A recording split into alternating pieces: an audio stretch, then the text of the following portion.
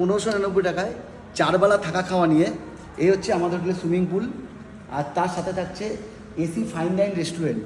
একদম ঠিক শুনেছো, মাত্র 1599 টাকায় কিন্তু একটা নিউ দীঘার বুকে লাক্সারিয়াস হোটেলে তোমরা 4 বেলা থাকা খাওয়া দিয়ে পেয়ে যাবে লাক্সারিয়াস রুম। হোটেলটার নাম কিন্তু রয়্যাল ভেদান্তা। আর তাদের জাস্ট রুমগুলো তোমরা দেখো, এই রকম লাক্সারিয়াস রুম কিন্তু তোমরা পেয়ে যাবে মাত্র 1599 টাকার প্যাকেজের মধ্যে।